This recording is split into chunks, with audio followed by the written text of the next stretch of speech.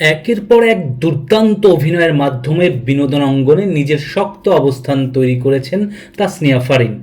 ছোট পর্দা এবং ওটিটিতে সফলতার পর বড় পর্দায়ও দেখিয়েছেন ঝলক। 2023 সালের টলিউডে আরও এক পৃথিবী সিনেমার মাধ্যমে বড় পর্দায় অভিষেক হয় তাসনিয়া ফারিনের।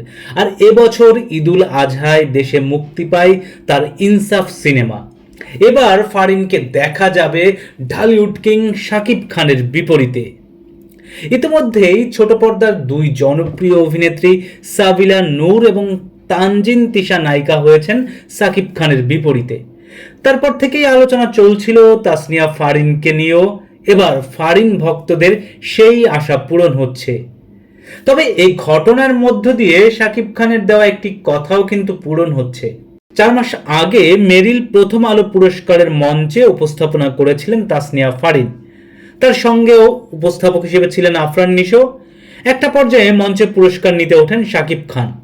মঞ্চে কথা বলার এক পর্যায়ে তাসনিয়া ফারিন ইচ্ছা পোষণ করেন শাকিব খানের সঙ্গে সিনেমায় অভিনয়ের। সেদিন পুরস্কারের মঞ্চে শাকিব খানের হাত ধরে ফারিন বলেছিলেন, ভাইয়া আপনি অনেক সিনেমা করছেন, আমারও একটা সিনেমা আসছে সামনে, প্লিজ আপনার নেক্সট সিনেমায় আমি কি অডিশন দিতে পারি?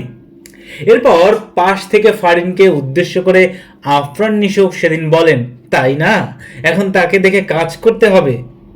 সঙ্গে সঙ্গে নিশোকে এর জবাবে ফারিন বলেন, ও মা, শাকিব খানের সঙ্গে সবারই কাজের স্বপ্ন থাকে, তোমার সাথে কাজ করা কি কারো স্বপ্ন থাকে?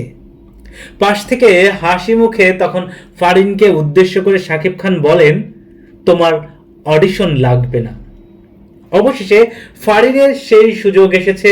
শাকিব খানের প্রিন্স সিনেমায় নায়িকা হতে যাচ্ছেন তিনি।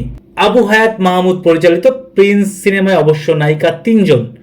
এই সিনেমায় তাসনিয়া ফারিনের সঙ্গে থাকবেন কলকাতার ইধিকা পাল। তবে সিনেমায় আরেকজন নায়িকা কে হচ্ছেন সেটি এখনো জানা যায়নি। দর্শক, 90 দশকের ঢাকা শহরের আন্ডারওয়ার্ল্ডকে ঘিরে নির্মিত প্রিন্স সিনেমার পরবর্তী কোনো আপডেট পেলেই আমরা আপনাদেরকে জানিয়ে দেব। শুভকামনা রইল আপনাদের জন্য। সাবস্ক্রাইব করে সঙ্গে থাকুন আমাদের পার্শ্বচিত্র চ্যানেলের।